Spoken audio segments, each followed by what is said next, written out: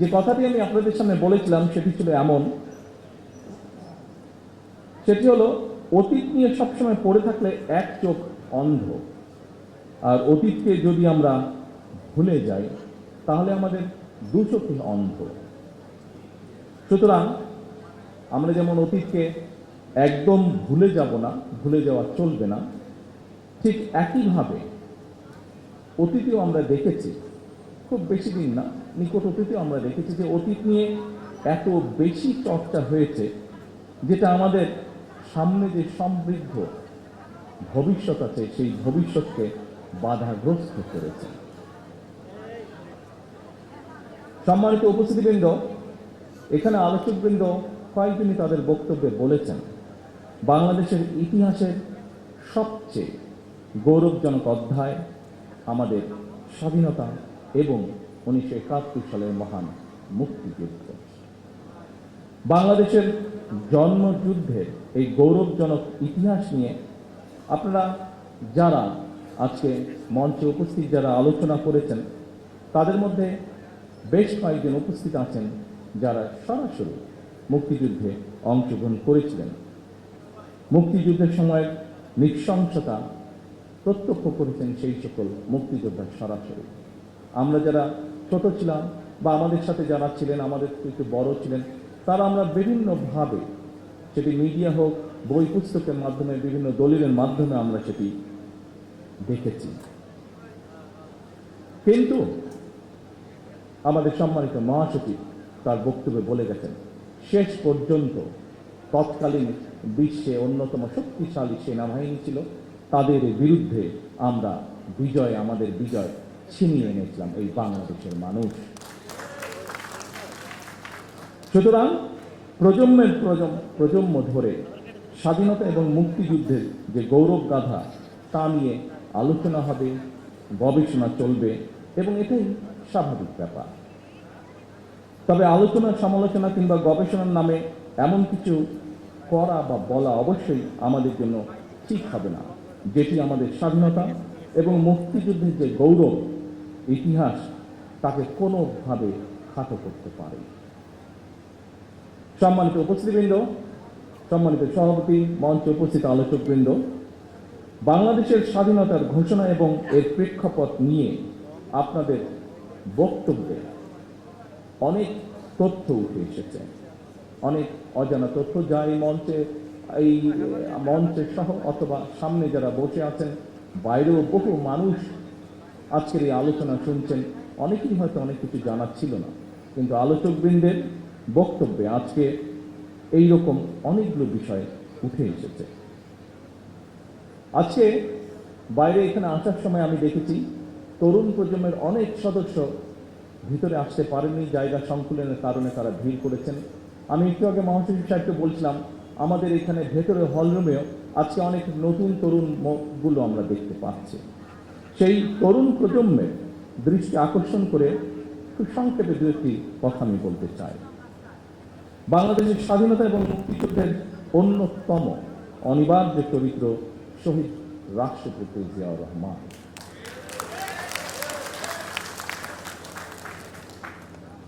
আমরা দেখেছি অতীতে যেভাবে শহীদ জিয়াউর রহমানকে, তার অবদানকে, তার কাজকে খাটো করার চেষ্টা করা হয়েছে, এর থেকেই প্রমাণিত হয়েছে শহীদ রাষ্ট্রপতি জিয়াউর রহমান অবশ্যই বাংলাদেশের মুক্তিযুদ্ধের একজন অনিবার্য চরিত্র। কিন্তু সম্মানিত উপস্থিতিবৃন্দ, শহীদ রাষ্ট্রপতি জিয়াউর রহমান হঠাৎ করেই কিন্তু স্বাধীনতার ঘোষণাকে দেননি। শহীদ জিয়া প্রথম জীবনে অবশ্যই একজন রাজনৈতিক কর্মী ছিলেন না, তিনি একজন সামরিক সৈনিক ছিলেন। তবে তিনি বাংলাদেশের স্বাধীনতার যে স্বপ্ন, সেটি যে তার মনের মধ্যে সেই বোধ শক্তির পথ থেকে লালন করতেন, এটি কিন্তু তার একটি লেখায় ফুটে উঠেছে। স্বাধীনতার চিন্তা চেতনা যে তিনি ধারণ করতেন, একটি স্বাধীন বাংলাদেশের জন্য যে তার একটা দীর্ঘ মানসিক প্রস্তুতি ছিল, সেটি আমরা তার একটি লেখা থেকেই পরিষ্কারভাবে বুঝতে পারি। কথাগুলো আমার নয়, কথাগুলো কারো মন গড়াও নয়। এই কথাগুলো আমরা তার নিজের লেখনী থেকে আমরা জানতে পারছি। আমরা স্বাধীনতা এবং মুক্তিযুদ্ধ নিয়ে শহীদ জিয়ার নিজের লেখা একটি প্রবন্ধ আছে। প্রবন্ধটির নাম একটি জাতির জন্ম। সেখানেই এই কথাটি আমি আগেও বলেছিলাম, একটি জাতির জন্ম প্রবন্ধটি। সেখানে প্রবন্ধটি যথেষ্ট বড়। আমি খুব সংক্ষেপে সেই প্রবন্ধের দু একটি লাইন আপনাদের সামনে বলবো, যেখান থেকে পরিষ্কার হয়ে যাবে পুরো বিষয়টি। এই প্রবন্ধের মাধ্যমে আমরা জানতে পারি যে স্বাধীন বাংলাদেশ, সার্বভৌম একটি বাংলাদেশের স্বপ্ন বহুদিন যাবৎ শহীদ জিয়ার মনে শহীদ জিয়া লালন করছিলেন। শহীদ প্রেসিডেন্ট জিয়াউর রহমানের লেখা নিবন্ধটি দৈনিক বাংলা পত্রিকার প্রথম 1972 সালের 26শে মার্চ প্রকাশিত হয়েছিল। এই প্রবন্ধটি ছিল বাংলাদেশের প্রথম স্বাধীনতা দিবস। 1971 সালে দেশ স্বাধীন হবার পরে প্রথম যে আমরা স্বাধীনতা দিবস পালন করি, সেই দিবস উপলক্ষে যে প্রথম কোরপত্রটি প্রকাশিত হয়েছিল, সেই কোরপত্রে এই লেখাটি ছাপা হয়েছিল বা প্রবন্ধটি ছাপা হয়েছিল। প্রবন্ধটি ছিল এইরকম, যে লাইনটি আপনাদের সামনে আমি উল্লেখ করতে চাইছি। এই প্রবন্ধটি বা নিবন্ধটি শেষ প্যারায় শহীদ জিয়াউর রহমান লিখেছিলেন তখন রাত 2:15 26শে মার্চ 1971 সাল। রক্তের আখরে বাঙালির হৃদয়ে লেখা একটি দিন। বাংলাদেশের জনগণ চিরদিন স্মরণ রাখবে এই দিনটিকে, স্মরণ রাখবে, ভালোবাসবে। এই দিনটি তারা কোনোদিন ভুলবে না, কোনো দিন না। এভাবেই উনি লিখেছিলেন। সম্মানিত উপস্থিতিবৃন্দ, 1971 সালের 26শে মার্চ রাত 2:15 কি হয়েছিল, আমি মনে করি স্বাধীনতা এবং মুক্তিযুদ্ধের ইতিহাস নিয়ে যারা গবেষণা করেন, এই তথ্যটি অবশ্যই তাদের জন্য একটি গুরুত্বপূর্ণ দলিল হতে পারে। কারণ শহীদ জিয়ার লেখা এই 1972 সালের প্রবন্ধটি যখন প্রথম প্রকাশিত হয়েছিল, তখন কিন্তু মাত্র মুক্তিযুদ্ধ শেষ হয়েছে। যারা মুক্তিযোদ্ধা ছিলেন, যারা মুক্তিযুদ্ধের সঙ্গে প্রত্যক্ষ বা পরোক্ষভাবে জড়িত ছিলেন, তারা কিন্তু প্রত্যেকেই তখন বেঁচে ছিলেন, যারা বেঁচে ছিলেন যুদ্ধ শেষের পরে। এই প্রবন্ধটি প্রকাশিত হওয়ার পরে কারো পক্ষ থেকেই আমরা কোনো রকম এমন কিছু আপত্তি বা এমন কিছু কথা পাইনি যা এই প্রবন্ধ বা লেখাটিকে কন্ট্রাডিক্ট করে। শহীদ জিয়ার এই প্রবন্ধটি যে শুধু 1972 সালের 26শে মার্চ প্রকাশিত ছিল তাও নয়, আরেকটি কবে প্রকাশিত হয়েছে সেটি আমি বলছি, এবং সেই সময়টি বলার মাধ্যমে এখানে আলোচকবৃন্দ কিছু কিছু বিষয় বলেছিলেন সেই সময়কার রাজনৈতিক প্রেক্ষাপট বা বিতর্ক। পরবর্তীতে আমরা দেখেছি শহীদ জিয়াকে খাটো করার জন্য বহু অপচেষ্টা হয়েছে, কিন্তু এখন আপনাদেরকে যেই কথাটি বা যেই তথ্যটি আমি দিব বা যেই কথাটি বলবো, তার মধ্যে থেকে একদম সঠিক যুক্তি তর্কের মাধ্যমে প্রমাণিত হয়ে যাবে যে শহীদ জিয়াকে খাটো করার চেষ্টা করা হয়েছে। কিন্তু আগেই আমি বলেছি, যা সত্য তা সত্যই। শহীদ জিয়া যে মুক্তিযুদ্ধের একজন অনবদ্য চরিত্র, এটিকে লুকানোর কোনোই উপায় নেই। সম্মানিত উপস্থিতিবৃন্দ, শহীদ জিয়ার নিবন্ধনটি 1974 সালে আবারও প্রকাশিত হয়েছিল সাপ্তাহিক বিচিত্রা। বিচিত্রা নামে একটি ম্যাগাজিন ছিল সাপ্তাহিক, সেটিতে প্রকাশিত হয়েছিল। শহীদ জিয়ার লেখা একটি জাতির প্রবন্ধ লেখাটি আমাদের মুক্তিযুদ্ধের একটি অনন্য দলিল। 74 সালেও আবার যখন প্রকাশিত হয়েছিল, কারোরই কোনো আপত্তি ছিল না, এবং শহীদ জিয়া তার লেখায় যা যা বলেছিলেন অবিকল ছিল। সেই সময় সরকারে কারা ছিল, রাজনৈতিকভাবে কারা কোথাও অবস্থান করছিল, আমাদের কম বেশি প্রত্যেকেরই ধারণা আছে।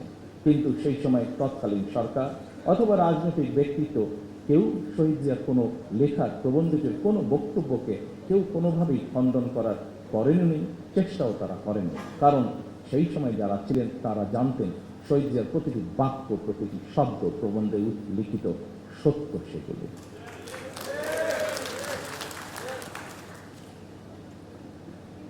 সম্মানিত সভাপতি, মঞ্চে উপস্থিত সুরবৃন্দ, সম্মানিত নেতৃবৃন্দ, আমার সামনে উপস্থিতিবৃন্দ, সাংবাদিক ভাইরা, প্রিয় সহকর্মী ভাই বোনেরা, বছরের পর বছর, এমনকি যুগের পর যুগ ধরে বিশ্বের যেখানে যারা স্বাধীনতার লড়াই করেছেন, সংগ্রাম করেছেন, একমাত্র তাদের পক্ষেই উপলব্ধি করা সম্ভব স্বাধীনতার মূল্য কতখানি।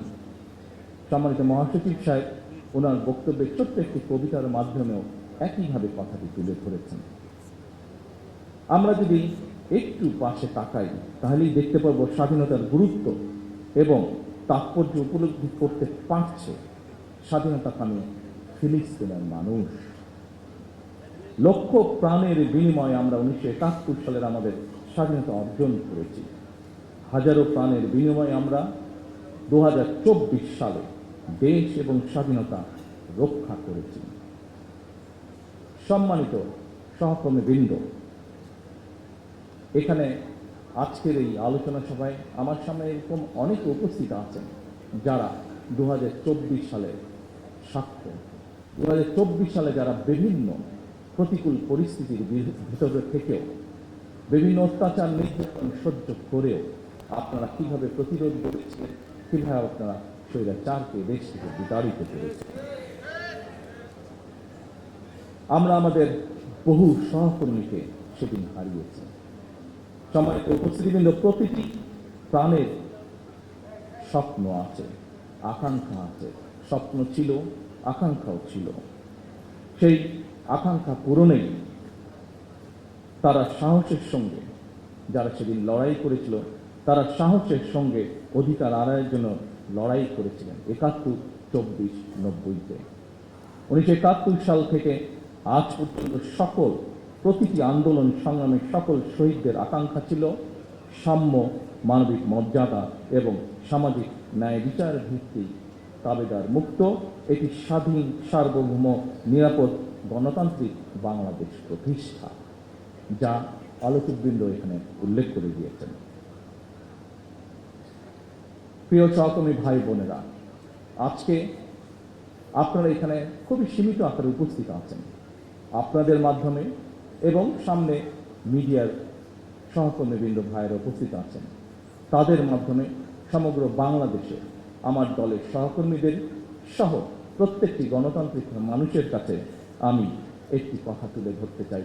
আজকে আমাদের এই মহান স্বাধীনতা দিবসে আমাদের আকাঙ্ক্ষা সীমাহীন হলেও সম্পদের সীমাবদ্ধতা আমাদের রয়েছে।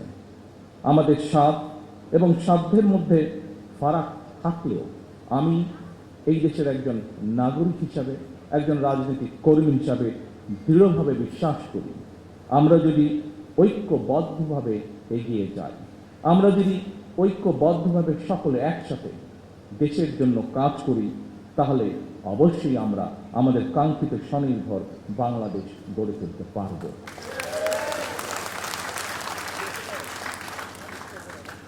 বর্তমান গণতান্ত্রিক সরকার আপনাদেরই সরকার।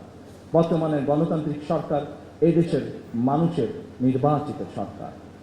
বর্তমানের গণতান্ত্রিক সরকার এদেশের মানুষের প্রতিষ্ঠিত সরকার। সরকার রাষ্ট্রের বিভিন্ন শ্রেণী পেশার মানুষকে লক্ষ্য করে ফ্যামিলি কার্ড, কৃষক কার্ড, খাল খনন, বৃক্ষরোপণ সহ কর্মসংস্থানের ব্যবস্থা সহ বিভিন্ন কর্মসূচি বাস্তবায়নের কাজ শুরু করেছে। জনগণের জীবন মান উন্নয়নের বিভিন্ন পদক্ষেপ আমরা গ্রহণ করছি। প্রতিনিয়ত তার জন্য আপনাদের এই সরকার অক্লান্ত পরিশ্রম করছে, চেষ্টা করে যাচ্ছে। আসুন আমাদের এবারের স্বাধীনতা দিবসের অঙ্গীকার হোক সমাজের একটি অংশ নয়, বরং আমরা সকল শ্রেণী পেশার মানুষকে নিয়ে এই দেশে আমরা ভালো থাকব। এটি হোক এই স্বাধীনতা দিবসের অঙ্গীকার। আসুন আমরা প্রত্যেকে একসাথে সহাবস্থানের মাধ্যমে প্রত্যেকে খারাপকে দূরে ঠেলে দিয়ে ভালোকে সাথে নিয়ে ভালো থাকার চেষ্টা করি।